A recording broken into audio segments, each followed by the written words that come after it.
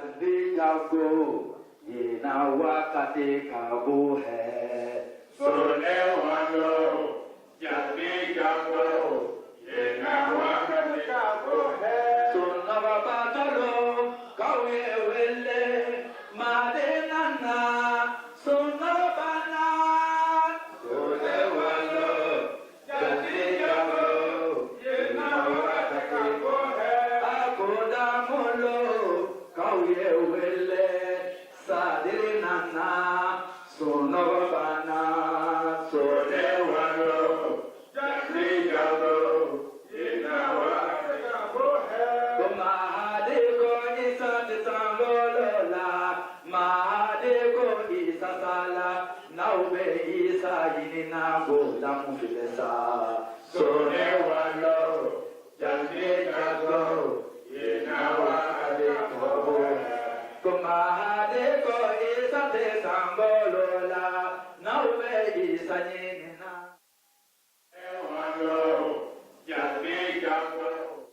التكبير أشهد أن لا إله إلا الله وحده لا شريك له وأشهد أن محمدا عبده ورسوله وما بعد أعوذ بالله من الشيطان الرجيم بسم الله الرحمن الرحيم اللهم صل على محمد وعلى آل محمد كما صليت على إبراهيم وعلى آل إبراهيم إنك حميد مجيد اللهم بارك على محمد وعلى آل محمد كما باركت على إبراهيم وعلى آل إبراهيم إنك حميد مجيد.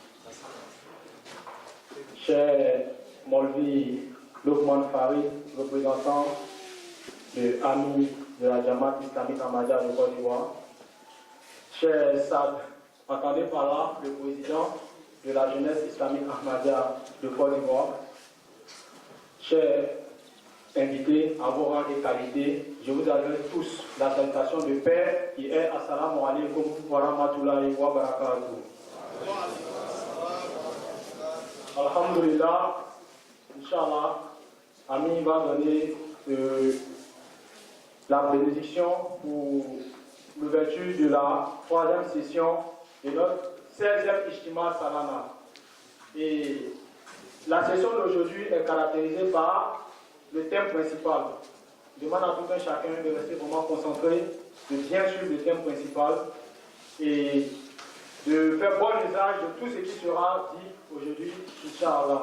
Donc, comme vous connaissez le fonctionnement de la Jamaat, Ami Saïd va présider la session, Inch'Allah. Assalamu alaikum wa rahmatullahi wa barakatuh. Pour commencer cette session avec lecture du Saint-Coran par le Qaïd régional de Sassandra, M. Touré Mohamed Amin.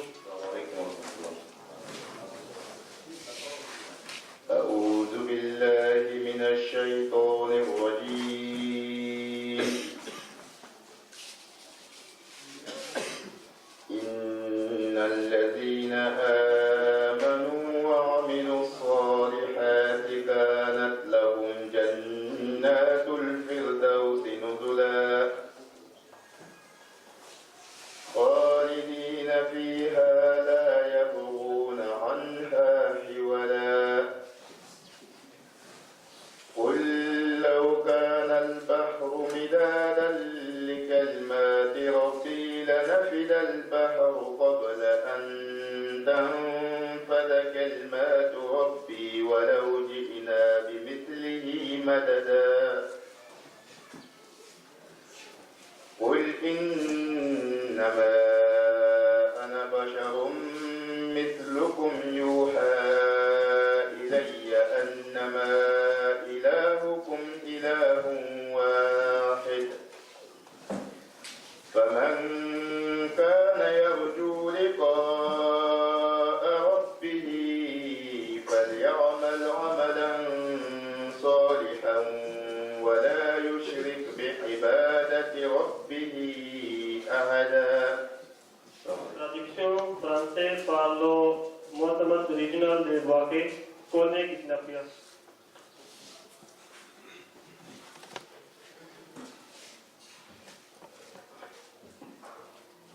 Au nom d'Allah, le grâce et le miséricordieux.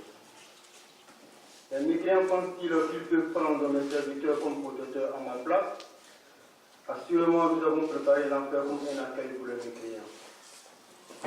Dis, Devons-nous vous informer de ceux qui sont les plus grands perdants en ce qui concerne leurs œuvres, ceux dont les efforts sont complètement perdus à la poursuite de choses et remportant à la vie de ce monde, et qui s'imaginent malgré tout qu'ils font de bonnes œuvres. Ce sont ceux-là qui refusent de croire au signe de leur Seigneur et à la rencontre avec lui. C'est pourquoi leurs œuvres sont vaines, et au jour de la résurrection, nous ne leur donnerons pas de foi. C'est là leur récompense, l'enfer, parce qu'ils ont été mécréants et qu'ils ont tourné en dérision mes signes et mes messagers. Assurément, ceux qui croient et font de bonnes œuvres auront pour habitation les jardins du paradis, où ils demeureront éternellement, n'ayant aucun désir de s'en séparer. Dis, si l'océan devenait de langue pour les paroles de mon Seigneur, assurément l'océan serait épuisé avant que les paroles de mon Seigneur fussent faites, même si nous en apportions encore autant comme elle. Dis, je ne suis qu'un être humain comme vous, mais il m'a été révélé que votre Seigneur est un Dieu unique. Alors que celui qui espère rencontrer mon Seigneur fasse de bonnes œuvres et qu'il n'associe personne à l'adoration de son Seigneur. Salam alaikum.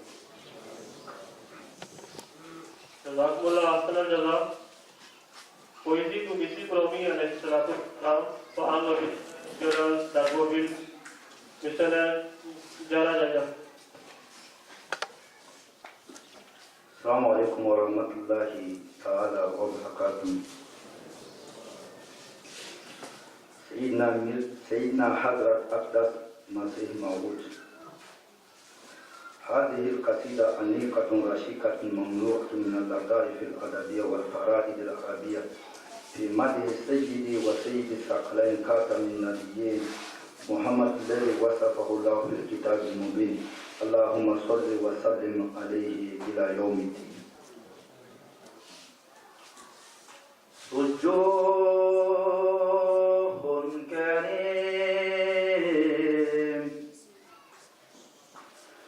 بازل قل تقاد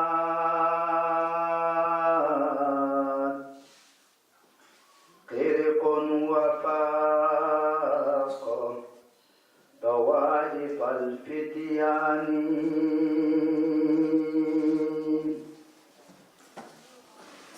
فاق الورى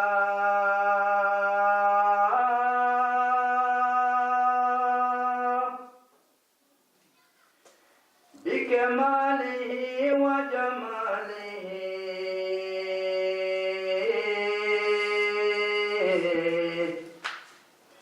وجلاله وجنانه رياني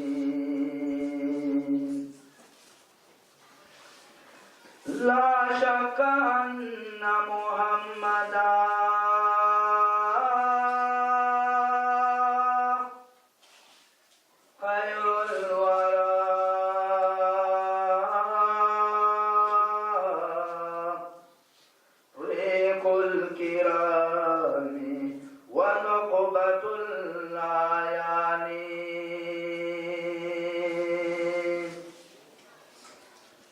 تمت عليه صفات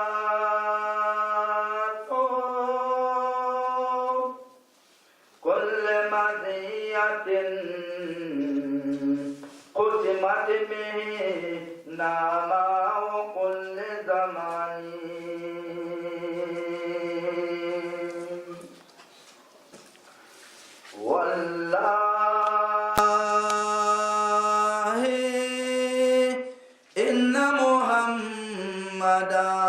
والله كردافة وبه الوصول بسدة سلطاني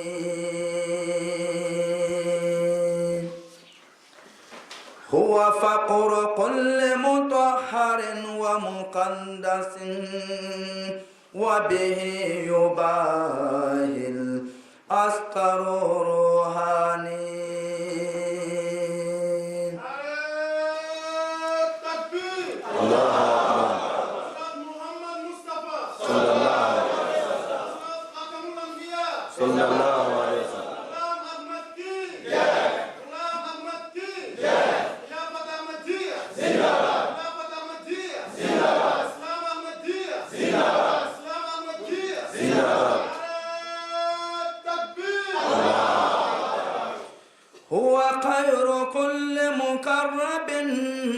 متقدم والفضل بالخيرات لا بالزمان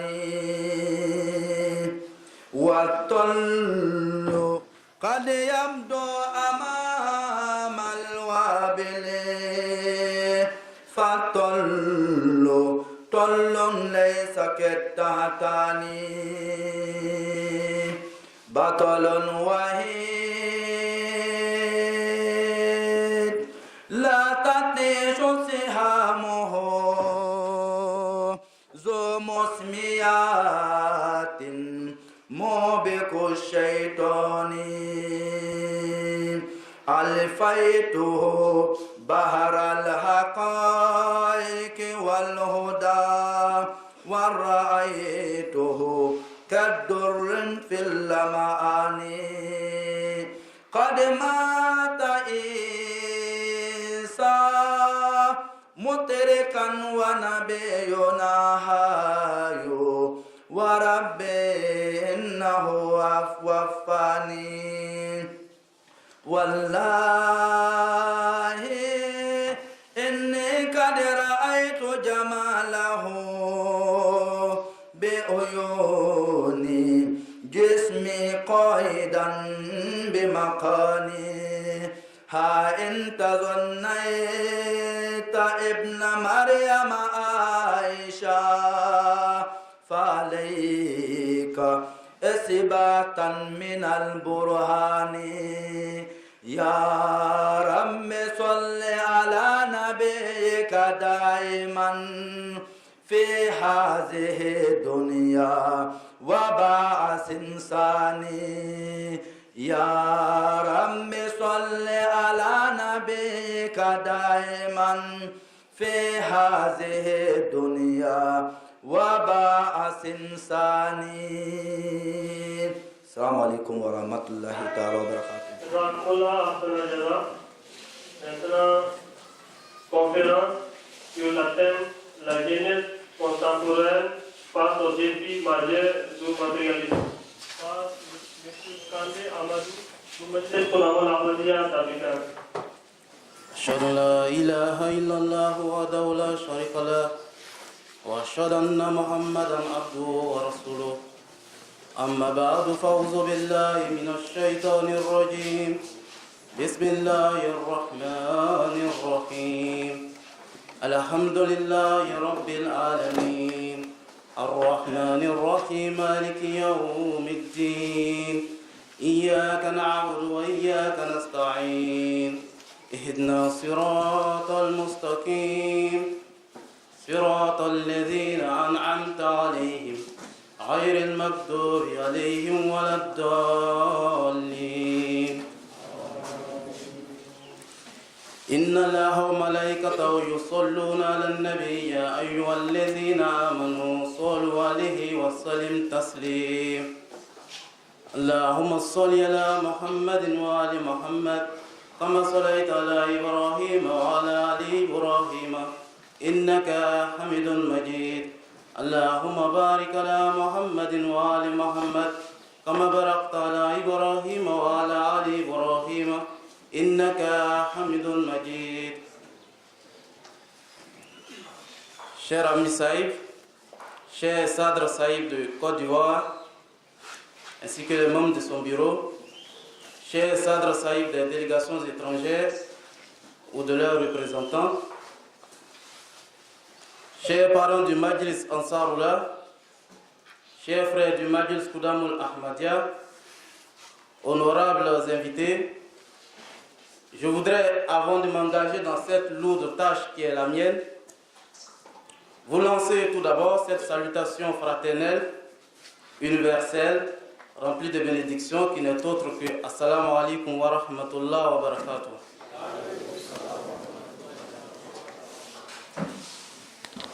Cette année, l'honneur a été fait à ma modeste personne de vous entretenir sur le thème principal de l'Ijtima. Et je vous prie de m'excuser les différents écueils qui vont intervenir pendant cet exposé. Et je prie aussi Allah subhanahu wa ta'ala de m'en faciliter la tâche. Le thème principal cette année s'intitule « La jeunesse contemporaine face aux défis du matérialisme ». Ce thème est composé de plusieurs expressions clés dont les définitions pourraient le rendre plus clair et lui donner une orientation des plus précises. En effet, dans ce thème, nous avons des expressions comme jeunesse contemporaine, défis majeurs et matérialisme. Le thème jeunesse contemporaine pourrait se définir tout simplement comme les jeunes de l'époque actuelle, les jeunes de notre époque, les jeunes du XXIe siècle. Le thème défi majeur, lui, pourrait se définir dans notre contexte comme une situation, un problème difficilement résolvable, surmontable. Et enfin, le thème matérialisme, lui, selon le dictionnaire Le Petit Larousse, se définit comme l'attitude générale ou le comportement de celui qui s'attache aux biens matériels et plus généralement qui n'accorde de réalité aux choses matérielles, c'est-à-dire la possession et l'accumulation des biens à la mode est un trait de caractère prépondérant chez une personne matérielle. Ici, il faut comprendre d'entrée de jeu que nous avons dû circonscrire la définition du mot matérialisme, car c'est un mot qui se prête à plusieurs sens. Il peut avoir un sens philosophique, scientifique et religieux. Donc nous avons dû le circonscrire selon notre contexte. Alors mon exposé ici va s'articuler autour de deux axes, autour de deux points, dont le premier portera sur les caractéristiques des matérialistes et les dangers s'y afférents.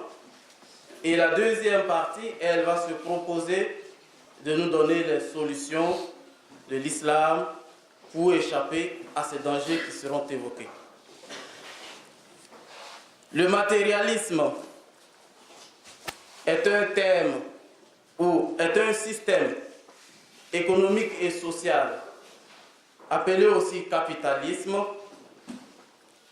qui est né à partir du XXIe siècle avec la révolution industrielle, c'est-à-dire avec l'avènement des machines, l'avènement de l'industrialisme. L'un des fondements capitaux, l'un des fondements sans lequel le capitalisme, le matérialisme ne peut avoir lieu, c'est la recherche maximum du profit, c'est-à-dire mettre tout en œuvre pour avoir beaucoup d'argent, beaucoup de moyens, beaucoup de profit. Et aujourd'hui, les hommes sont donc invités à mobiliser tous leurs efforts pour acquérir ce trésor si précieux. Car pour nous, l'argent est la clé de tous les trésors. L'argent ouvre toutes les portes au bonheur. Et cela, les jeunes d'aujourd'hui l'ont si bien assimilé, puisque le thème porte sur les jeunes. Il faut tout faire pour avoir de l'argent. Et cela est devenu le but de l'existence de l'homme sur terre. Je vous invite donc à mener une petite enquête sur nous-mêmes et autour de nous-mêmes. Et cette enquête consiste à nous interroger et aussi à interroger les autres de façon sincère, de savoir quel est le but de notre existence sur cette terre. Pourquoi est-ce que nous sommes ici? Et si nous sommes sincères, 95 ou 96% des hommes répondront sincèrement, nous sommes ici pour vivre. Nous voulons bien vivre. Nous voulons vivre dans le confort. Nous voulons vivre dans le luxe. Mais ce but est un but qui est diamétralement opposé à ce qui est évoqué dans le Coran, dans la sourate 100, Al-Adiyah, sourate Al-Adiyah, du verset 7 au verset 9. Le verset nous dit: assurément, l'homme est ingrat envers son Seigneur, et sûrement il en est témoin. Il est follement amoureux de la richesse. Alors, comme on le constate dans ce verset, notre cœur, le cœur de l'homme, le cœur des hommes, est emprisonné par l'amour de l'argent, l'amour de la richesse. Nous sommes devenus ivres face à la richesse. Et notre attitude pour satisfaire ce désir incontrôlable est signifiée dans la sourate Al-Takasur, c'est-à-dire sourate 102, versets 2 à 3 du Saint-Coran. Et le Saint-Coran stipule, je cite, « Les rivalités mutuelles », c'est un verset très important, « les rivalités mutuelles dans la recherche de l'augmentation des biens vous rendent oublieux de Dieu, jusqu'à ce que vous visitiez les cimetières. » Ces versets nous montrent combien de fois nous aimons les richesses, mais aussi tous les efforts sont consentis, tous les efforts sont mobilisés pour accumuler ces richesses. Nous sommes totalement désintéressés aujourd'hui par tout ce qui n'est pas en relation avec l'acquisition de l'argent. Tout ce qui ne rapporte pas de l'argent aujourd'hui pour les jeunes, en particulier, ne nous intéresse pas. Ceci étant dit, regardons maintenant l'état de notre humanité, l'état du monde, en harmonie avec cet amour fou que nous avons pour les richesses. L'humanité aujourd'hui va au plus mal, nous le savons. Malgré que nous ayons atteint un niveau de développement spectaculaire, l'industrialisme a atteint un niveau très élevé, et donc le développement au niveau de l'humanité est spectaculaire. Mais regardons un peu l'état de notre jeunesse. De multiples fléaux sociaux se sont accentués à travers le monde. Prenons le cas précis de notre chère patrie, la Côte d'Ivoire, notre pays bien-aimé. Nous pouvons citer des cas qui ne font que prendre l'ampleur. Nous avons le cas aujourd'hui des enfants que nous qualifions, les enfants en conflit avec la loi, ceux que nous appelons communément les enfants microbes. Alors ces enfants, s'ils sont évoqués ici, c'est qu'ils ont une place importante aujourd'hui dans la société, mais une place négative. Alors que font ces enfants? Pour ceux qui ne le savent pas, qui ne viennent pas de Côte d'Ivoire pour les délégations étrangères, ce sont des enfants qui sont en groupe et qui aujourd'hui agressent tout ce qu'ils peuvent. Ils les agressent et ce qui est pitoyable, c'est qu'ils ôtent même la vie. C'est un phénomène courant aujourd'hui. À tout moment, les vies sont ôtées. Et certains ont dû perdre des parents chers dans leur milieu, dans leur entourage. Alors, pourquoi est-ce que ces enfants se comportent de la sorte? On dirait peut-être qu'ils sont inconscients. Mais il y a une réalité derrière ces attitudes, derrière cette attitude de ces enfants qui ont pris conscience de se mettre ensemble parce que pour eux, se mettre ensemble est caractéristique de force et agresser est donc caractéristique de succès pour atteindre leur objectif. Ce qu'ils recherchent n'est autre que les biens de ce monde à leur niveau. On dirait qu'ils sont des enfants. Et ces enfants sont à la recherche du matériel aussi. Ils sont à la recherche de l'argent, puisque c'est ce qu'ils prennent sur les personnes. Les téléphones portables qui seront revendus, de l'argent, toutes sortes de biens qui peuvent rapporter et qui peuvent leur rapporter du confort, du plaisir. Ce n'est pas le seul cas. Nous avons aussi le cas de ceux que nous appelons les cybercriminels, ceux que nous appelons en Côte d'Ivoire les brouteurs. Les brouteurs sont des jeunes qui, derrière un clavier d'ordinateur connecté à l'Internet, mettent tout en œuvre, toute stratégie pour arnaquer dans une personne. Et nous savons combien de fois cela a coûté, ou le nombre de dangers que cela, ou de problèmes que cela a coûté à la Côte d'Ivoire. Mais il ne se limite pas là. Ces jeunes aussi, comme nous avons dû le constater dans les médias, pour rendre plus efficace leur objectif d'acquisition du matériel, ça donne à des actes criminels. Ils enlèvent des enfants qu'ils vont assassiner parce qu'ils sont à la recherche d'organes humains. Nous avons vu le cas précis du jeune Bouba qui a été fortement médiatisé, mais tout juste après lui, il y en a eu d'autres cas. Parce qu'ils ont besoin de ces organes qui doivent remettre à des féticheurs ou à des pseudo-marabouts, qui doivent faire des pratiques mystiques pour qu'ils puissent avoir de l'argent. Et ce n'est pas un fait nouveau, c'est un fait qui n'est pas caché et qui endeuille des familles, qui endeuille la Côte d'Ivoire. Nous ne pouvons plus faire confiance à personne. Votre enfant qui joue avec le fils du voisin ne vous rassure pas.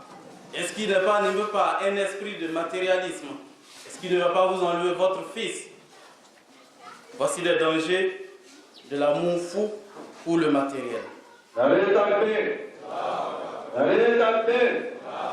Islam Ahmadiyya, Islam Ahmadiyya, Majlis Qudamul Ahmadiyya, Majlis Qudamul Ahmadiyya, Khilafat Ahmadiyya, Khilafat Ahmadiyya, Liwaya Ahmadiyya, Qadian Darul Aman, Qadian Darul Aman, Ahmadiyya Jamaat Alam Ki, Nare Takbir.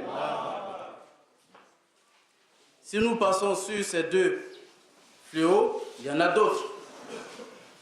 Aujourd'hui, le fait de l'immigration est d'actualité. Nous avons deux types d'immigration. L'immigration clandestine. Il y a l'immigration clandestine ou les clandestins au niveau économique. Et il y a les clandestins au niveau politique. Le cas concerné ici parle des immigrants économiques. Ceux qui sont prêts à tout pour se retrouver en Europe, parce que l'Europe est pour nous l'Eldorado. Regardons un peu l'effort qui est mobilisé par nos jeunes pour se retrouver en Europe, en passant par la Libye. Ils sont prêts à tout, malgré tous les efforts qui ont été menés par l'État, toutes les campagnes pour les décourager. Jusqu'à présent, les jeunes, étant animés par ce désir fou d'acquisition du matériel, de la richesse, sont prêts à tout braver pour se retrouver sur l'océan, afin de se retrouver en Italie pour la recherche du matériel. C'est un cas extrêmement pitoyable parce que des familles ont perdu leurs fils, leurs femmes, leurs enfants à cause de cette acquisition du matériel en passant par la Libye. Mais aussi, regardons le comportement des Libyens, ceux qui les reçoivent en Libye, toujours animés par le désir d'acquisition de l'argent. L'esclavage est achevé, est aboli, il y a belle lurette de cela. Et ces hommes sont prêts, et ce sont aussi ce qui est lamentable, nos frères musulmans. Ils sont prêts à emprisonner ces jeunes gens, à les mettre en prison, à les anarquer, à les tuer pour acquérir cet argent. Ce trésor qui nous coûte si cher. Et combien de fois l'acquisition du matériel est un problème pour l'homme, est un problème pour l'humanité. Il y a encore d'autres fléaux sociaux. Il y a le cas de la corruption, qui est aujourd'hui un cas extrêmement grave pour les différents pays, et surtout pour les pays d'Afrique. Jetons un coup d'œil dans nos hôpitaux, où nous avons des médecins d'État, payés pourtant par l'État, et qui sont prêts à tout moment pour délaisser ces hôpitaux et se retrouver dans leurs cliniques, qui sont prêts à tout moment pour diriger les médecins, les malades, dans leur clinique, disant si tu te retrouves dans ma clinique, tu seras mieux soigné. L'esprit de matérialisme est derrière. Aujourd'hui, nos vies ne coûtent rien pour nos médecins.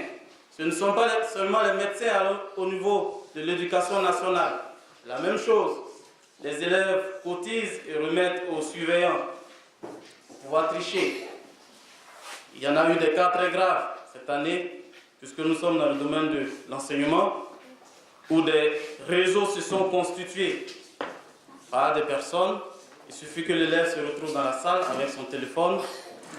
Des personnes externes sont prêtes à tout pour leur envoyer les corrections.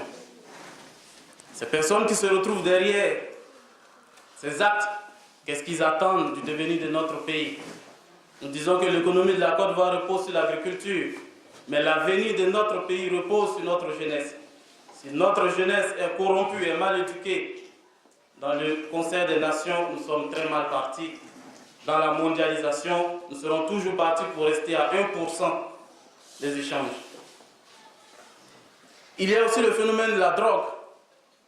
Nous savons, si nous sortons du cas de la Côte d'Ivoire, pour ceux qui ont suivi des documentaires aux États-Unis et dans d'autres pays, les jeunes sont confrontés aujourd'hui par le phénomène de la drogue.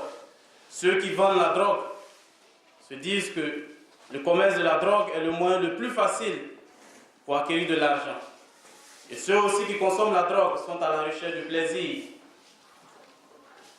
À quoi nous nous attendons avec une jeunesse perdue dans la consommation de la drogue, une jeunesse perdue dans les actes de prostitution au niveau des femmes. Voici quelques fléaux sociaux engendrés par le matérialisme. Aujourd'hui, l'homme se dit, il me faut la télévision de dernière génération. Nous voulons suivre la mode. Il me faut le téléphone le plus cher. Il me faut être à la mode, il me faut un château. Nous pleurons toujours, j'ai pas encore de maison, j'ai pas de château, il me faut un château. Il me faut toutes sortes de choses luxueuses. Il faut qu'on me respecte quand on me voit. Il faut qu'on m'envie. Il faut qu'on parle de moi. Et cela, je ne peux l'atteindre que si j'ai le matériel, si je suis riche. Et peu importe les moyens, la fin justifie les moyens pour les jeunes aujourd'hui. Peu importe ce qu'il faut pour acquérir cet argent, nous sommes prêts à tout. Alors, face à ces actions, le Messie promis, alayhi salatu wassalam, Hazrat Mirza Ghulam Ahmad, nous disait: les hommes sont devenus des adorateurs de leurs désirs. Nous n'avons d'autres préoccupations. Nous sommes au service que de nous-mêmes. Nous sommes au service que de nos désirs. Mon désir d'avoir une télévision, mon désir d'avoir une belle maison. Voici ce qui me préoccupe quand je me lève chaque matin ou quand je me mets en prière. Voici les éléments qui trottinent dans ma tête. Alors quel est le verdict donné par le Saint-Coran par rapport à cette attitude de l'homme? La sourate Al-Kahf, c'est-à-dire sourate 18, versets 104 à 105, affirme ceci. Et le verset vient d'être évoqué.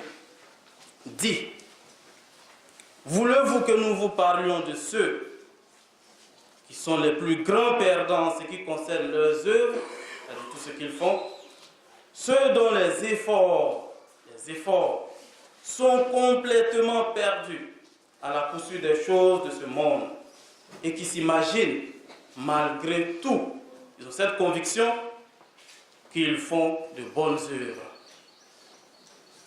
Le verset 106 de la même sourate nous donne les raisons. Pourquoi est-ce que Dieu donne ce jugement catégorique? Il dit qu'ils seront de grands perdants.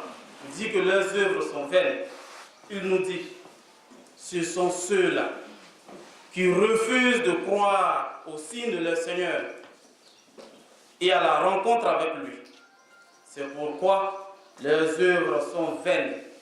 Et au jour de la résurrection, nous ne leur donnerons pas de poids. Alors, quand nous regardons ces deux versets, notre désir du monde, un élément auquel nous ne faisons pas attention, va avec la mécréance. Le verdict. Avoir un amour fou pour cet argent, pour la richesse, va de pair avec la mécréance. Alors nous disons, est-ce que Dieu existe réellement? Est-ce qu'il existe quelque chose après la mort? C'est des questions que nous posons. Si jamais il n'y a rien après la mort, nous serons de grands perdants pour nous qui ne nous sommes pas jetés à la recherche de ce monde. À la recherche de ce monde. Voici des questions que l'homme se pose. Et nous avons perdu la certitude totale en Dieu. Mais cette perte de certitude en Dieu a été remplacée par quelque chose d'autre, la certitude en la mort. Et les jeunes de notre pays, la Côte d'Ivoire, l'ont bien compris. Et cela se perçoit à travers des slogans, à travers des citations, des proverbes que nous avons créés. Et je vais en citer quelques-uns d'exemples. Nous avons l'habitude de le dire entre nous: mon frère, vis ta vie. Comme le disait l'artiste dans sa chanson tout récemment, laisse-moi vivre ma vie. Il fait chaud dans ce cercueil.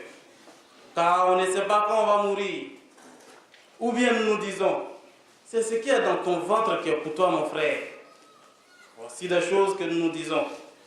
Et il y en a d'autres. Les jeunes de mon pays, à bien regarder, n'ont pas tort. Parce que le paradoxe, c'est que, comme on le disait, le monde a atteint un niveau spectaculaire de développement. La médecine s'est développée. Mais si nous faisons un constat, une analyse objective, nous allons remarquer que l'espérance de vie, la durée de vie est devenue très courte aujourd'hui. Si nous faisons la remarque, aujourd'hui la mort nous saisit de façon catastrophique, en cascade. Il y a la propagation des épidémies qui surgissent de nulle part et qui emportent des milliers de personnes. Il y a des accidents de circulation. Nous mourons dans la fleur de l'âge. Il y a des catastrophes naturelles auxquelles l'homme ne peut faire face, qui viennent. Nous regardons ces catastrophes naturelles agir sans pouvoir intervenir. On peut même aller dormir en bonne santé. Certains diront peut-être que la maladie était dans le corps. Nous allons dormir en bonne santé, voyage est terminé. Et dans mon pays, si les jeunes ont imaginé des slogans comme ça, c'est parce qu'ils ont été témoins de ce type de mort. Nous avons vu des célébrités en bonne santé qui sont allés rejoindre le Seigneur brusquement. Alors donc pour les jeunes, il faut en profiter au maximum, puisque rien n'est sûr, on ne sait pas quand on va partir. Il faut en profiter au maximum. Malheureusement, les jeunes de mon pays, et d'ailleurs, n'ont pu trouver la solution adéquate à ce constat qu'ils ont fait. Car le caractère très éphémère de ce monde, signifié par le Saint-Coran dans la sourate Al-Masad, de la sourate 111, verset 204, dit que périssent les deux mains d'Abu Lahab, qu'il périsse lui-même. Sa richesse et ce qu'il a gagné ne lui serviront à rien. Bientôt, il entrera dans un feu flambant. Dieu nous démontre à travers ces versets que ce monde ainsi que nous-mêmes sommes très éphémères. Car si nous ne quittons pas notre richesse peut nous quitter à tout moment. Et le prochain verset que je citerai montre que Dieu, pour nous démontrer combien de fois notre acquisition des richesses ne lui coûte rien, ne lui apporte aucun mal. Et cet amour fou n'a que des conséquences négatives pour nous-mêmes, nous le signale dans la sourate Al-Zukhruf, sourate 43, versets 34 à 36, et je cite. Et n'était-ce le fait que toute l'humanité serait devenue un seul type de personne, nous aurions donné à ceux qui refusent de croire en le Dieu gracieux des toits en argent pour leur maison et des escaliers en argent par lesquels ils auraient pu monter et des portes en argent à leur maison et des canapés en argent sur lesquels ils s'accouderaient sur des coussins, même en or. Mais tout cela n'est rien d'autre qu'une provision temporaire de la vie de ce monde. Majlis Qudamul Ahmadiyya, Majlis Qudamul Ahmadiyya, Khilafat Ahmadiyya, Khilafat Ahmadiyya, Liwaya Ahmadiyya, Liwaya Ahmadiyya, Nare Takbir, Nare Takbir, Qadian Darul Aman, Qadian Darul Aman, Ahmadiyya Jamaat Alam Ki, Nare Takbir. Et le verset continue, et Dieu dit, et l'au-delà auprès de ton Seigneur est pour les pieux. Et la sourate 46, verset 21 venant en appui, en soutien à ce verset, dit, et le jour où ceux qui refusent de croire seront présentés au feu, il leur sera dit, vous avez épuisé vos bonnes œuvres dans votre vie du monde et vous en avez tiré des bénéfices temporaires. Aujourd'hui, vous serez payé du châtiment ignominieux parce que, sans raison, vous avez été arrogant sur la terre et que vous vous êtes rebellés. Le Messie promis, alayhi salatu wassalam, dans son œuvre intitulée L'Arche de Noé, à la page 10, nous disait ceci.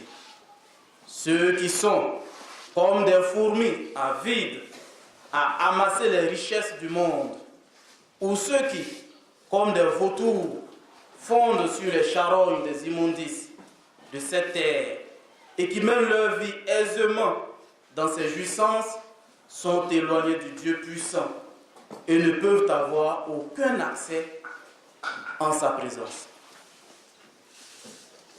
Alors, quand nous prenons cette citation d'Imam Mahdi, nous constatons ici, à travers cette métaphore, cette comparaison qu'il fait, les matérialistes sont soit considérés comme des fourmis, et tout un chacun en a vu. Dans sa maison ou en d'autres endroits, les fourmis passent tout leur temps à rechercher la nourriture ou certaines choses qu'ils vont accumuler dans les trous. Ou bien le matérialiste est comparé au vautour, et nous savons le vautour se nourrit de charognes. Les vautours, ce sont ces oiseaux rapaces qui se nourrissent de la chair laissée par les autres animaux, de la chair pourrie, peu importe. Donc voici deux caractéristiques des matérialistes. Ils sont prêts à tout pour avoir de l'argent, peu importe que ce soit licite ou illicite. Nous allons prendre le cas palpable, une fiction du caractère éphémère des biens de ce monde. Prenons l'exemple banal d'un Syrien qui nuit et jour a bataillé pour devenir riche. Il s'est acheté un terrain à des millions dans un quartier huppé. Il y a construit une maison luxueuse à des millions. Il s'est créé des commerces, des magasins à des millions. Et en fin de compte, il dit, maintenant je suis heureux. Je suis un homme comblé, je suis un homme heureux. Car je suis en sécurité maintenant. J'ai amassé beaucoup de richesses, j'ai eu beaucoup d'argent. Je suis en sécurité, je suis à l'abri du besoin. Et voilà, comme on l'a constaté, une guerre involontaire s'abat sur la Syrie. La guerre éclate, sa ville est bombardée, son quartier est bombardé, sa maison est bombardée, ses commerces sont tous bombardés. Et il finit par tout perdre. Et peu en faut qu'il en sorte vivant, il se retrouve, lui et sa famille, dans un camp de réfugiés. Là. Et alors, il comprend combien de fois ce monde est éphémère. Et ce cas palpable se retrouve avec une personne évoquée dans le Saint-Coran, du nom de Karoun, qui avait des richesses innombrables et qui était envié par ses semblables. Mais Dieu l'a englouti avec toute sa richesse parce qu'il était arrogant. Et ceux qui l'enviaient, le lendemain se sont mis à remercier le Seigneur. Ils lui ont dit, nous te remercions Seigneur, car tu aurais pu aussi nous engloutir avec cette richesse. Voyez, ceux qui enviaient ce monsieur, aujourd'hui, commencent à remercier le Seigneur de ne pas avoir été avec lui.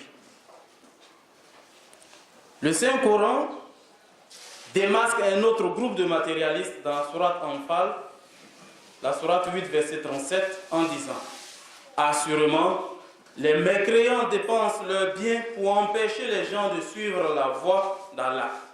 Ils continueront certainement à les dépenser, mais cela ne leur apportera que lamentation et pleurs au vu de leur échec total. Et alors seront-ils vaincus, et les mécréants seront rassemblés en enfer. » Alors ce groupe de mécréants identifiés ici par le Saint-Coran sont ceux-là qui, en plus de jouir des biens de ce monde, se sont donné une autre tâche, qui est d'égarer l'humanité tout entière à travers des actions subtiles, ce que nous avons appelé dagal. Et ils le font à travers, cela peut se faire par des clips vidéo, en faisant miroiter le monde devant nos jeunes, des choses inaccessibles mais qui leur font croire qu'est accessible et facilement. Et nous entendons aujourd'hui de plus en plus parler du satanisme. Et donc à cela il faut faire très attention. Pour clore cette première partie de mon exposé, je voudrais attirer votre attention sur l'entretien qui eut lieu entre Allah subhanahu wa ta'ala, Dieu le Tout-Puissant, et Iblis. Quand ce dernier prit l'engagement devant son Seigneur, en disant qu'il allait égarer tous les hommes, si Dieu lui donne un peu de temps, il va égarer tous les êtres humains. Quelle audace de sa part! Mais Iblis savait que cette mission était une mission facile qu'il peut atteindre. Mais nous ne sommes pas demandés pourquoi est-ce que Iblis devant son Seigneur peut se permettre d'affirmer avec conviction cette mission. C'est parce qu'il savait que l'homme est attiré par la richesse. Il sait que tant que la richesse va envahir notre cœur, nous allons nous perdre. Et ce même cas est évoqué dans l'évangile Matthieu 4, verset 8, où Jésus alayhi salam, a été tenté. Et je cite, « Le diable le transporta encore sur une très haute montagne. Il lui montra tous les royaumes du monde avec leur gloire. Et il lui dit, tout cela je te le donnerai, si tu te prosternes et m'adores. » Voici ce que Iblis dit à Isa alayhi salam. Et Jésus réplique en disant, retire-toi, Satan, car il est écrit, tu n'adoreras que ton Seigneur, et c'est lui seul que tu serviras. Alors, Imam Mahdi alayhi salatu wassalam disait, en nous conseillant, toujours dans son œuvre Le Testament à la page 31, il disait, n'entravez pas votre cœur par ce monde passager et périssable, car sous ses plaisirs et conforts se cachent 1001 maux et chagrins. Cette deuxième partie étant achevée, je vais maintenant entamer la deuxième partie de mon exposé qui parle des solutions proposées par l'islam afin de surmonter ce défi majeur, étant donné que l'islam est la panacée à tous les problèmes de l'homme. Et le Coran s'est apaisanti énormément sur ce sujet de matérialisme. Dans la première partie de mon exposé, j'ai cité un verset auquel je vous ai dit de prêter attention, le verset, la sourate 102, du verset 2 à 9 de la sourate Al-Takasur, où nous avons dit, les rivalités mutuelles dans la recherche de l'augmentation des biens vous rendent oublieux de Dieu, jusqu'à ce que vous visitiez les cimetières. Mais pour la deuxième partie de mon exposé, je vais mettre côte à côte, ou auprès de ce verset, un autre verset. Verset 149 de la sourate 2 Al-Baqarah, il dit, et chacun a un but auquel il consacre toute son attention. Rivalisez donc dans les bonnes œuvres. Où que vous soyez, Allah vous rassemblera. Assurément, Allah a le pouvoir de faire tout ce qu'il veut. Si nous faisons cette petite comparaison entre ces deux versets, nous remarquons que ici, la notion de rivalité existe. Dans la première partie, il est parlé de rivalité. Mais la rivalité est dirigée dans le sens de l'acquisition du matériel de ce monde. Et dans le deuxième verset, la notion de rivalité aussi intervient, mais plutôt dans l'acquisition des biens, dans le sens de Dieu. Donc, il transparaît clairement qu'il y a deux façons de dépenser. Soit nous dépensons comme les mécréants, qui se perdent dans les jouissances de ce monde, ou soit nous dépensons pour Dieu. Et la réponse transparaît dans la sourate 2, verset 156, où Dieu nous dit, et dépensez pour la cause d'Allah. Et ne vous jetez pas de vos propres mains dans la ruine. Et faites le bien. En vérité, Allah aime ceux qui font le bien. Ce verset donc nous avertit d'éviter de nous jeter de nos propres mains, de par notre manière de dépenser dans la ruine. Et Imam Mahdi alayhi salatu wassalam disait dans l'Arche de Noé, page 19, « Je ne vous empêche pas d'avoir recours aux moyens qui vous sont nécessaires pour atteindre un but, mais je vous empêche de devenir esclave de ces moyens. » D'avoir confiance en eux seuls et d'oublier que c'est Dieu qui fournit les moyens.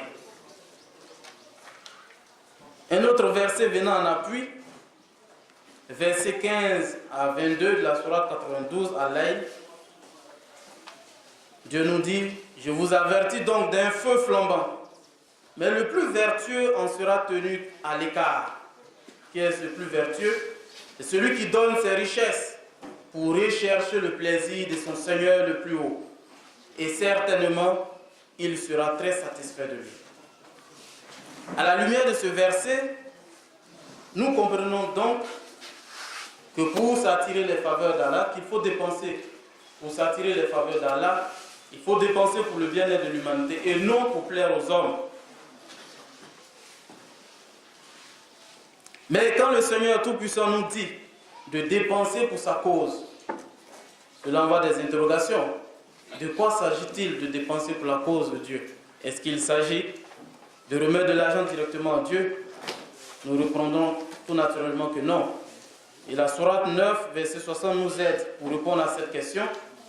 Et Allah subhanahu wa ta'ala nous dit, les aumônes sont que pour les pauvres et les nécessiteux, et les employés qui en sont chargés, et pour ceux dont le cœur a besoin de réconciliation, et pour l'affranchissement des esclaves, et pour ceux qui ont des dettes, et pour la cause d'Allah, et pour le voyageur.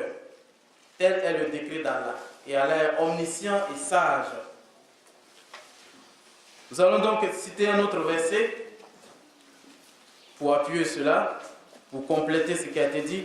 Sourate 4, verset 37 à 38, où Dieu dit, « Adorez Allah et ne lui associez rien, et témoignez de la bonté envers les parents, les proches parents, les orphelins et les indigents, le voisin qui est apparenté, et le voisin qui vous est étranger, et le voyageur, et ceux que vos mains droites possèdent. Assurément, Allah n'aime pas les orgueilleux vaniteux. » Ainsi, nous constatons que nos richesses doivent servir l'humanité. Et si tout le monde s'engage dans cette tâche de mettre son argent à la disposition de ses parents, des nécessiteux, du voyageur, etc., le monde se porterait encore plus bien. Et Imam Mahdi alayhi salatu wassalam, dans l'Arche de Noé, page 9, nous dit, si vous êtes riche, ne vous glorifiez pas de vos richesses et ne vous montrez pas fiers vis-à-vis des pauvres, mais servez-les et aidez-les. Et ceci est une tâche très difficile pour le matérialiste. Il dirait, je ne peux pas œuvrer jour et nuit avoir mes richesses pour les partager ou pour les partager avec d'autres personnes. C'est une tâche difficile. Voilà pourquoi dans la Jama islamique Ahmadiyya a été mis sur pied le système de contribution financière. Et cela nous permet d'atteindre le but, ou les buts que Dieu a énoncés dans ces versets précédents, précités. Cela permet à tout le monde de pouvoir mettre ses richesses à la disposition de la religion ou de l'humanité selon ses pouvoirs, selon ses moyens. Mais Allah, nous connaissant très bien, c'est que nous risquons de prendre cette injonction qu'il a citée dans son glorieux livre à la légère. Alors il nous met en garde face à cette attitude que nous pourrons avoir malheureusement. Dans la sourate 47, Muhammad, verset 39, il nous dit, attention. Vous êtes ceux qui sont appelés à dépenser dans la voie d'Allah. Mais il y en a parmi vous qui sont avares. Et quiconque est avare n'est avare qu'envers sa propre âme. Et Allah se suffit à lui-même. Et c'est vous qui êtes dans le besoin. La sourate 3, verset 93 se fait de plus en plus catégorique sur le sujet en disant jamais. Le verset commence par jamais vous n'atteindrez la droiture à moins que vous ne dépensiez de ce que vous aimez. Et quoi que vous dépensiez, assurément Allah le sait très bien. La seule chose qui nous pousse souvent à être négligents face à cette injonction donnée par Dieu le Tout-Puissant, c'est le fait que nous nous disons, si je dépends de la sorte, je peux devenir pauvre. Je risque de retourner dans mon état, je risque d'être parmi les nécessiteux. Et Dieu nous connaissant, nous rassure, et il y a plusieurs versets. Nous en citerons un seul. Et ce verset se trouve dans la sourate 2, verset 266. Dieu nous rassurant nous dit, la similitude, c'est-à-dire la ressemblance, de ceux qui dépensent leur bien pour la cause d'Allah est comme la similitude d'un grain qui produit 7 épis. Et chaque épi contient 100 grains. Et Allah le multiplie davantage pour celui qu'il veut. Et Allah est octroyeur de largesse omniscient. Allez, takbir! Allez, takbir!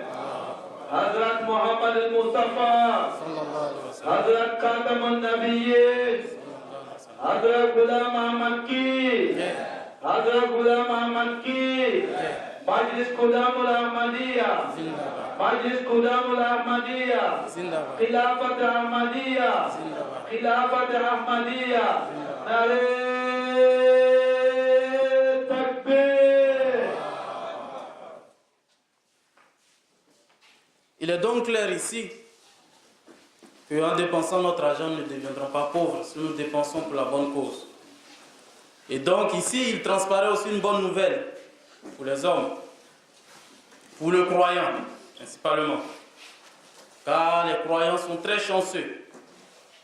Quand ils sont riches, leur richesse les conduit vers les bénédictions de Dieu, ici-bas et dans l'au-delà. Mais quand ils sont pauvres, ils ne passent pas tout leur temps à se lamenter et ils ne tombent pas, on va dire, ils ne tombent pas dans le désespoir. Ils ont toujours espoir et ils ne font pas la grosse tête aussi. Je voudrais, vers la fin de mon exposé, me tourner particulièrement vers mes frères Ahmadis, vers les Koudam. Car dans ce monde perverti par la corruption, les jouissances et le gain facile, la malhonnêteté, le manque de confiance à cause du matérialisme, nous affirmons que notre communauté, nous avons une double tâche, nous avons une double responsabilité. Nous, les Ahmadis, et principalement, nous les Koudam. Car nous affirmons avec fierté que est apparu le Messie promis, alayhi salatu wassalam, Imam Mahdi Hazrat Mirza Ghulam Ahmad, celui qui est attendu par toute l'humanité. Et que nous l'avons reconnu. Et que donc, notre communauté est née pour la réforme de l'humanité. C'est ce même Imam Mahdi qui nous interpelle ici dans son œuvre sur le sujet, Al-Malfouzat, dans le volume 1, page 45, s'adressant à la communauté principalement. Il nous dit, des milliers de gens vous surveillent, vous les Ahmadis. Ils vous observent, vous les Ahmadis. Ils regardent votre comportement comme des espions du gouvernement, vous les Ahmadis. Ils sont vrais dans leur observation, parce que les adeptes du Messie promis devraient joindre les rangs du saint prophète Mohammed sallallahu alayhi wa sallam. Et il dit, est-ce que vous êtes comme eux? Au cas où vous ne l'êtes pas, alors vous aurez à rendre compte sur le verdict qu'il a donné par rapport à ce phénomène de matérialisme. Je suis à la fin de mon exposé et je vais le clore avec un poème éloquent du Messie premier alayhi salatu wassalam. Et bien avant de le clore, je voudrais vous remercier d'avoir prêté une oreille attentive à cet exposé. Je cite cet éloquent poème. Vous êtes sage, mon ami, de nature pure. Faites attention et soyez des plus prudents pour que votre soif des choses de ce monde matériel, vous ne jetiez au vent votre juste considération pour la foi, que vous ne négligez vos besoins spirituels. N'entravez pas votre cœur dans ce monde passager et périssable, car sous ces plaisirs et conforts se cachent mille et un maux et chagrins. Si seulement vous pouviez entendre la voix de la tombe est claire, elle dit: en quelques jours, vous serez ma proie. Aussi bien vous serez si vous pouviez pleurer moins pour les choses mondaines. Ah, certes, quiconque s'empêtre dans ses soucis vulgaires, tout ce qu'il récolte n'est rien que peine et douleur. Et il s'est vraiment libéré, celui qui vit sa vie, pensant au moment de sa mort, celui qui se détache de ce monde, les yeux fermement fixés sur le droit chemin. Même avant la longue route qui commence avec la mort, il commence sa route vers Dieu. Et il tire de ce monde tout ce qu'il a. Pour ce voyage vers l'ultime maison, il se serre la ceinture et laisse derrière tout ce qui s'attache à cette maison-ci, tellement faible et incertaine. Les affaires de ce monde étant de ces choses qui sont cachées, il vaut mieux qu'entièrement l'on s'en détache. L'enfer dont le Saint-Coran nous a donné des nouvelles n'est autre que cette cupidité pour les choses de ce monde, puisqu'en tout ressort, on doit sûrement lui dire adieu. Et puisque un de ces jours, chacun doit entreprendre ce long voyage, il ne convient pas au sage qu'il permette à son cœur de se lier au jardin, dont les fleurs sont sujettes à la flétrissure en automne. À tout ou chaque instant, tomber pour cette vieille furie est vraiment une faute grave, car elle est ouvertement ennemie de la foi, de la vérité et de la pureté. Personne ne gagne en s'amourachant de cette amoureuse à double face, car parfois elle détruit par des moyens tranquilles, pacifiques, et parfois par la guerre. Pourquoi donc ne tombez-vous pas amoureux de celui qui, avec tendresse et soin, vous délivrera de toutes entraves? Allez, réfléchissez comme votre fin arrivera. Écoutez le vieux poète Saadi, si vous ne voulez m'écouter. Il dit: le deuil à ta mort sera acclamé avec une joie comme une noce, à condition que la fin arrive quand tu es dans un état de droiture. Assalamu alaikum wa rahmatullah wa barakatuh. Allez, takbir! Allez, takbir! Majlis Qudam al-Ahmadiyya!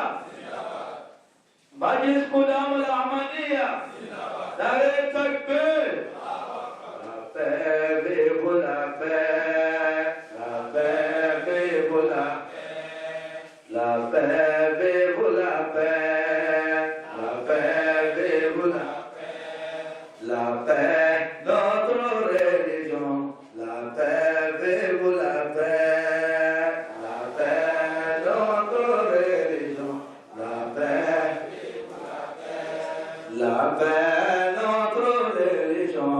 La paix, vive la paix! La paix, notre religion! Celui qui aime la paix,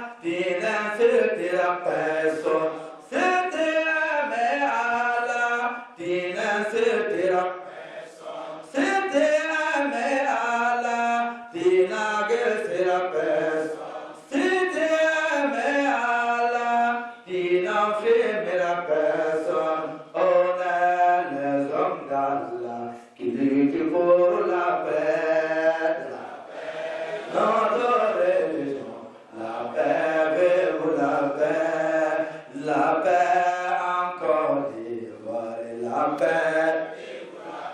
Allah Tamba, la paix en Côte d'Ivoire et la paix. La paix dans nos services et la paix. La paix dans nos foyers, la paix. La paix dans nos services et la paix. La paix, notre religion, la paix, vive la paix. La paix, notre religion, la paix, vive la paix. Nare Takbir, Nare Takbir, Islam Ahmadiyya, Islam Ahmadiyya, Muhammadur Rasulullah, Muhammadur Rasulullah, Ghulam Ahmad ki, Ghulam Ahmad ki, Khilafat Ahmadiyya, Khilafat Ahmadiyya, Riwaya Ahmadiyya, Riwaya Ahmadiyya, Majlis Qudamul Ahmadiyya, Majlis Qudamul Ahmadiyya, Qadian Darul Aman, Qadian Darul Aman, Qadian Darul Aman, Majlis Atfalul Ahmadiyya, Majlis Atfalul Ahmadiyya, Ahmadiyya Jamaat Alam ki. Avec la permission d'Ami Saïb, on va continuer dans le programme. Avant l'intervention de notre invité, de nos invités, voilà, ils ont répondu à notre invitation, les représentants du ministère de la Jeunesse. Donc, Inch'Allah, ils prendront la parole ici. Mais avant, il y a quelques annonces. Mais avant aussi, il faut rappeler que nous sommes suivis, notre conférence était en direct de la radio BLM. Donc, au passage, on remercie le directeur de cette radio qui est un partenaire de longue date, M. Kofi. Aussi, notre Ishtima est en direct depuis le 3w-radioamadia.ci. Si vous allez sur ce site, vous pouvez suivre aussi l'Ishtima en direct. Nous allons appeler le Sadr Ansarullah, le Sadr Maïs Ansarullah, en la personne de M. Thiro Alassane, pour son intervention. Takbir. Allez, Takbir. Majlis Ansarullah Côte d'Ivoire. Majlis Ansarullah Côte d'Ivoire. Allez, Takbir.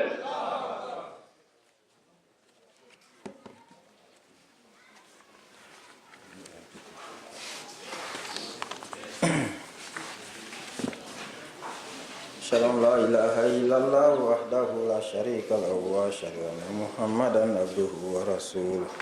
Amma ba'du, fa'udzu billahi minasy syaithanir rajim. Bismillahirrahmanirrahim. Alhamdulillahi rabbil alamin arrahmanir rahim maliki yaumiddin. Iyyaka na'budu wa iyyaka nasta'in. Ihdinas siratal mustaqim. صراط الذين أنعمت عليهم غير المغضوب عليهم ولا الضالين. إن الله وملائكته يصلون على النبي يا أيها الذين آمنوا صلوا عليه وسلموا تسليما. اللهم صل على محمد وعلى آل محمد كما صليت على إبراهيم وعلى آل إبراهيم إنك حميد مجيد. اللهم بارك على محمد وعلى آل محمد كما باركت على إبراهيم وعلى آل إبراهيم إنك حميد مجيد. السلام عليكم ورحمة الله وبركاته.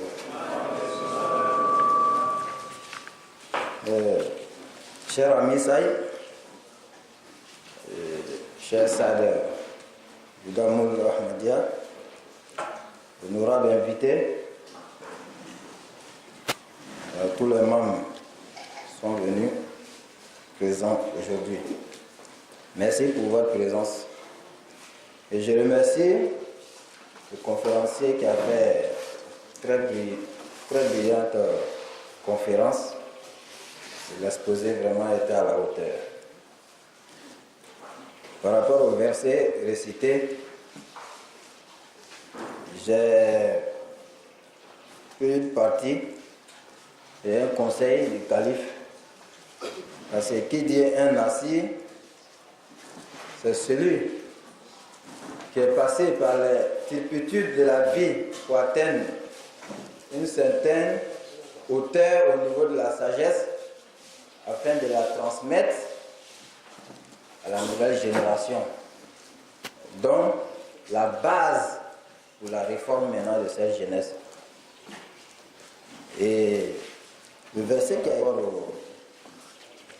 au défi, c'est nous avons au niveau même de la jeunesse l'arrogance et l'envie de paraître. Ça fait partie des défis majeurs de la jeunesse. Et nous vivons justement l'époque du Dajjal, l'archi-trompeur, ce mode de vie qui attire toutes les nations vers la poursuite effrénée des choses matérielles, faisant oublier Dieu et la préparation nécessaire de leur âme pour la vie éternelle après la mort. Donc aujourd'hui, conformément même aux prophéties faites par les prophètes du passé, toutes les nations et tous les peuples dépensent leur énergie à la poursuite des biens de ce monde. Ce qui a été dit, et la soif des choses matérielles n'est jamais étanchée, et le désir d'accumuler toujours plus fait que croître de plus en plus. Non seulement on veut obtenir tout le confort de la vie et les avoir en même temps. Tout de suite, on finit par perdre la patience. Donc, puis, il y a ceux qui ne recherchent pas que les objets matériels, ils veulent aussi toutes sortes de plaisirs. Donc, ils les cherchent maintenant à travers l'alcool, la drogue. Or, un drogué accroché doit bien financer sa passion pour les intoxicants et ils finissent donc souvent par tomber dans le crime. Donc, la personne n'hésite plus à se vendre ou à voler ou même tuer son prochain pour avoir un peu d'argent pour s'acheter de la drogue. C'est ainsi que là, où le peuple est complètement absorbé par la recherche des choses mondaines et matérielles, la société entière s'enfonce dans le crime, la souffrance et le désespoir. Donc, nous devons choisir. Il y a un passage qu'il a brossé par rapport à l'athéisme. Au niveau de la jeunesse, l'athéisme, ça rôle au niveau de la jeunesse. Et tout le monde le sait. Mais le quatrième calife a donné une réponse à cela. Il dit, supposons que Dieu n'existe pas. Nous le supposons. Il dit, mais eh bien, en répondant le jeune homme, il a dit, soit Dieu n'existe pas, soit il existe. Bon, supposons s'il n'existe pas. Qu'aurez-vous à gagner? Celui qui nous dit Dieu n'existe pas, qu'est-ce qu'il a à gagner? Il dit, rien que quelques courtes années d'amusement sur terre. Et nous, les croyants, qu'aurons-nous à perdre? Rien que quelques mois de prière et de sacrifice. Mais en fin de compte, nous serons tous dans la même condition. Nous allons tous disparaître complètement. Car, comme vous le dites, il n'y aura pas de vie après la mort, n'est-ce pas? Donc, vous les athées n'aurez profité que très peu. Et nous, les croyants, n'aurons perdu que très peu. Mais cela n'aurait aucune importance, car de toute façon, notre conscience s'éteindra à jamais. Ce sera le néant et le résultat pour les deux sera le même. Donc, c'était ce conseil à donner. C'est vrai, il y a assez de conseils, puisque tout le monde doit parler. C'est bien. Au niveau de l'Ansaroula, il doit donner un conseil à la nouvelle génération. Et chaque fois que vous êtes confronté à cela, vous devrez voir comment répondre. Tout ce que nous faisons n'est jamais perdu. Qu'Allah vous bénisse. Salam alaikum wa rahmatullahi wa barakatuh. Allez, takbir. At-Takbir. Jazakallah, Cheikh Saad Saïd. Pour la suite des interventions, nous allons appeler un représentant du Majlis Amla national, en la personne de M. Nebadi El Hadj Diakité Adama. Juste 2 minutes d'intervention au nom du Majlis Amla. Président Saïd. Allez, takbir. Allez, takbir. Majlis Amla Côte d'Ivoire. Majlis Amla Côte d'Ivoire. Allez, takbir. أعوذ بالله من الشيطان الرجيم بسم الله الرحمن الرحيم اللهم صل على سيدنا محمد وعلى آله وصحبه كما صليت على إبراهيم وعلى آل إبراهيم إنك حميد مجيد اللهم بارك على محمد وعلى ال محمد وبارك على ابراهيم وعلى ال ابراهيم انك حميد مجيد. الحمد لله رب العالمين. الحمد لله رب العالمين. الحمد لله رب العالمين. Nous avons prié sur le Saint Prophète Mohammed sallallahu alayhi wa sallam, que ce soit vraiment une bénédiction pour nous tous sur cette terre. Mais aussi rendre gloire à Dieu, le Tout-Puissant, de nous avoir accordé cette organisation aujourd'hui. Et sans lui, tout ce que nous faisons, rien ne réussira. Nous remercions le conférencier pour ça. Cher Ami Saïd, le président de Koudam, tous les membres de Koudam, messieurs les étrangers, nous vous remercions de votre présence à cette organisation de jeunesse. Et je remercie le conférencier d'avoir déroulé tout ce qui s'est passé. On ne peut pas rentrer dans tout. Je suis là, je ne suis pas le président de Majlis du bureau national. Et je prends la parole au nom de Amin Saïd pour remercier toute l'Assemblée. Nous sommes vraiment comblés de cette organisation. Nous sommes fiers aujourd'hui, le Majlis Amla est fier aujourd'hui d'avoir une jeunesse regroupée de cette manière. Et grâce à Dieu, nous allons transmettre tout ce que vous allez dérouler ici, acquis de droit, et on prie Dieu que Dieu donne la santé à tout le monde. On prie Dieu que quand nous sortons de là, tout ce qui a été donné comme message par le conférencier, que la jeunesse comprenne. Qu'aujourd'hui, tout ce qu'on est en train de chercher, finalement, on va se retrouver où? Pourquoi on fait tout cela? Cette recherche, ça ne va jamais finir. Si Dieu veut, il te donne. Si Dieu ne veut pas, il ne te donne pas. Tu vas faire quoi? Tu vas tuer les gens? Ce n'est pas ça qui va te donner l'argent. Enfin, on remercie le conférencier de nous avoir conseillé aussi d'avoir dépassé la jeunesse, mais il a touché certains points qui concernent tout le monde, toute l'humanité tout entière. Que tu sois musulman aujourd'hui, chrétien ou athée, il a donné des messages pour tout le monde. Qu'on fasse attention à cette vie. On doit se mettre au travail, adorer Dieu de ta manière. Il ne faut pas rester comme ça, mais il faut travailler.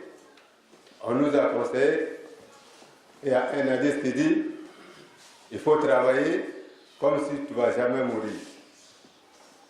Il faut prier, adorer Dieu comme si tu allais mourir demain matin. Donc, les deux sont ensemble. Il ne faut pas dormir, mais il faut adorer Dieu aussi. Tout est possible. Qu'Allah facilite tout. Je remercie tout le monde. Et chère jeunesse, je vais ajouter que, en tout cas, la décoration, le décor est très très bien fait. Et le local est bien choisi pour faire cette conférence. Je remercie tous ceux qui ont été au travail de ces œuvres. Assalamu alaikum. Allez, takbir. Allez, takbir. Majlis Amla Côte d'Ivoire. Allez, takbir. Allahu Akbar. Nare takbir. Donc, terminer maintenant avec la phase des interventions de nos invités d'honneur. Ils sont deux. Je pense que le chef de délégation va s'approcher pour ses prises d'impression avec, dans tout le respect qui se doit, Au nom du Maïs Koudam et notre ami Saïd, on vous demande, chers représentants du ministère de la Jeunesse, de passer, Inch'Allah, ici pour vraiment nous adresser quelques mots. Salam alaikum. Ministère de la Jeunesse. Ministère de la Jeunesse. Jitaba veut dire l'homme vif. C'est ça, non? Voilà. Ministère de la Jeunesse. Côte d'Ivoire. Côte d'Ivoire. Ministère de la Jeunesse. L'arrêt Takbir. Majlis Koudam al-Ahmadiyya. Majlis Koudam al-Ahmadiyya. Khilafat Ahmadiyya. Khilafat Ahmadiyya. Riwaya Ahmadiyya. Drapeau d'Ahmadiyya. L'arrêt Takbir. L'arrêt Takbir. Merci bien. Allahumma salli ala Muhammad wa ala ali Muhammad. Kama sallaita ala Ibrahim wa ala ali Ibrahim. Wa barik ala Muhammad wa ala ali Muhammad. Kama barakta ala Ibrahim wa ala ali Ibrahim. Fil alamina innaka hamidun majid. Messieurs les présidents, messieurs les délégations venues de l'étranger, chers membres, honorables invités, en vos rangs, grades et qualités, salam alaikum. Je prends la parole devant vous ce matin au nom du ministre M. Touré Mamadou, ministre de la promotion de la jeunesse et de l'emploi des jeunes. Il a voulu être parmi vous ce matin, mais compte tenu de son emploi du temps chargé, il n'a pas pu effectuer le déplacement. Il est de tout cœur avec vous. Il vous félicite pour cette marque de considération en sa modeste personne. Il vous remercie et vous encourage dans cette belle initiative. Et il est de tout cœur avec vous, avec ces genres d'initiatives. Il est prêt à vous accompagner à chaque fois que vous allez mener ces genres d'actions. Au fait, ce que je voulais dire à nous, la jeunesse, parce que je me mets dedans, nous occupons 77% de la population ivoirienne. Et quand on parle d'une nouvelle Côte d'Ivoire, ce n'est pas nos parents, c'est nous la jeunesse. L'avenir de ce pays, comme l'a dit le conférencier tout à l'heure, c'est nous la jeunesse. C'est nous qui devons nous mettre au travail. Et de cette jeunesse dont le président parle, c'est une jeunesse ambitieuse, mais pas une jeunesse envieuse. Parce que c'est l'envie qui peut amener l'homme à poser des actes qui vont nous causer des préjudices demain.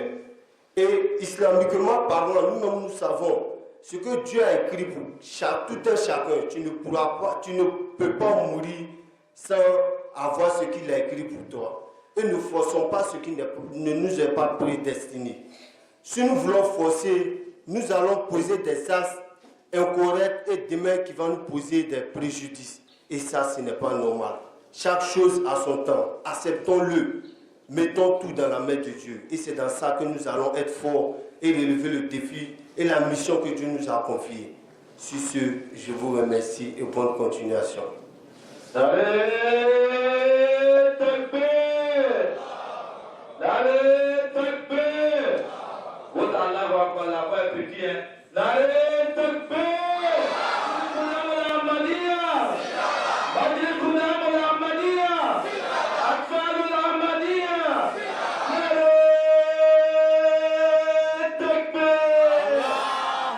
Sans plus tarder, vu que nous sommes un peu pressés par le temps, Ami va fermer la...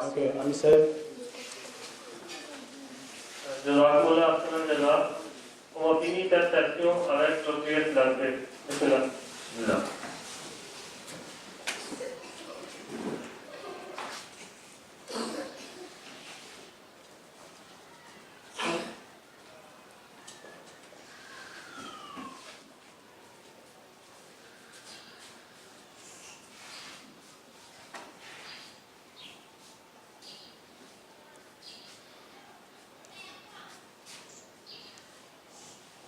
Amin. Allahumma amin. Allahumma amin.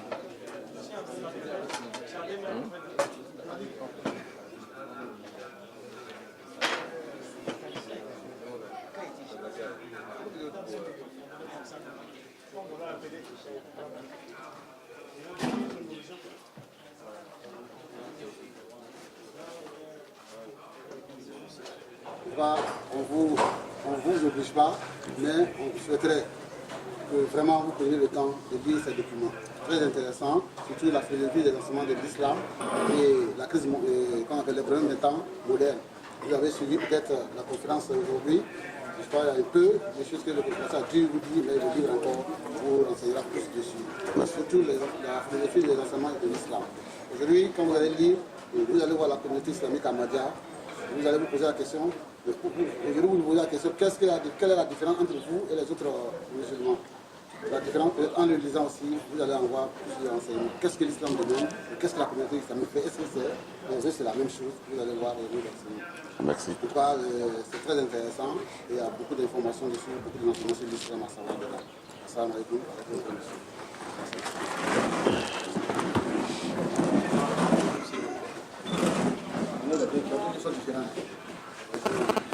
Voilà,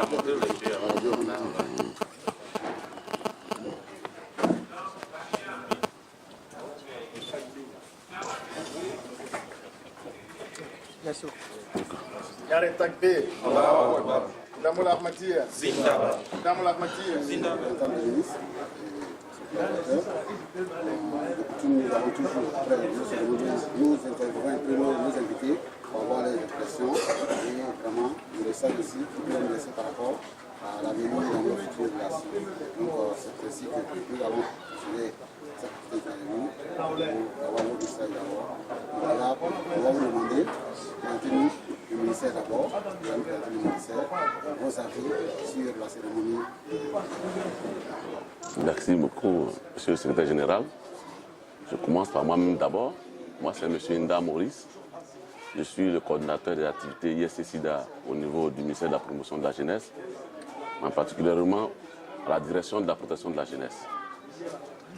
Mon collaborateur à côté, c'est M. Traoré. Après, il va prendre la parole pour se présenter.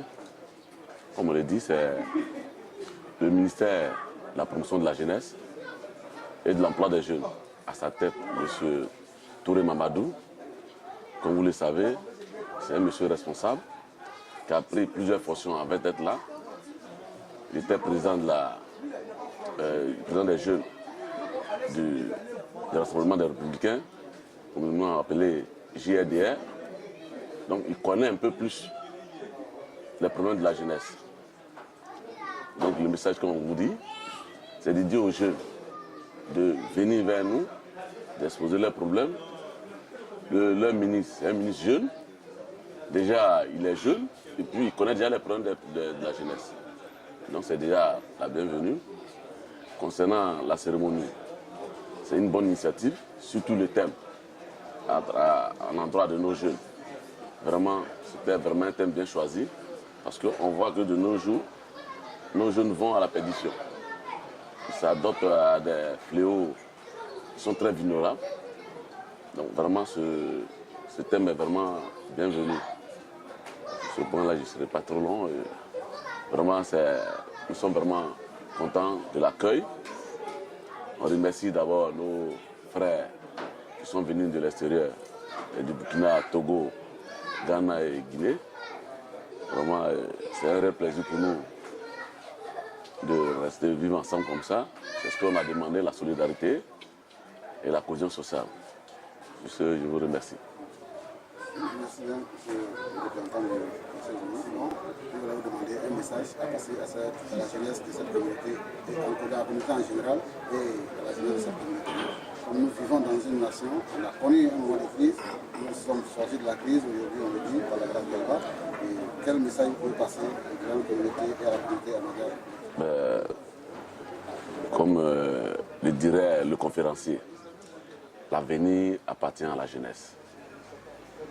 Donc c'est de dire à nos frères jeunes, nos jeunes frères, de se donner à ces différents fléaux. Dans leur jargon, les chap-chap. Ouais, ça c'est le jargon ivoirien. De travailler, seul le travail paie. C'est tout ce que je peux leur dire. L'avenir les appartient. Monsieur le ministre, Madame Michel, on vous dit merci, comme on dit, transmettez encore notre remerciement à Monsieur le ministre. Vraiment, nous avons été ravis de votre présence, très honorés de cette présence. Merci. Je suis Monsieur Traoré Bakary, je suis agent service communication à la direction de la protection de la jeunesse. Les impressions par rapport à la cérémonie, je voulais tout d'abord remercier l'organisation pour cette belle initiative parce que c'est pas évident. Nous avons besoin de ces gens d'initiative pour conseiller et rééduquer la jeunesse qui aujourd'hui tend à aller à la dérive. Or, pour que cette jeunesse-là prenne conscience des réalités du moment, il faudrait que cette jeunesse se mette au travail. Seul le travail permet. Le travail, on ne travaille pas dans le sens de ce qui peut nous amener à l'erreur. Ou bien faire le travail qui peut nous apporter des préjudices demain. C'est-à-dire qu'il faut travailler dans le sens dans le positif. Il ne faut pas travailler dans le négatif. Il ne faut pas suivre des personnes qui peuvent vous amener à la dérive. Voilà. Et cette jeunesse-là, vraiment, c'est de cette jeunesse que la nouvelle Côte d'Ivoire compte. Cette jeunesse que la nouvelle Côte d'Ivoire compte.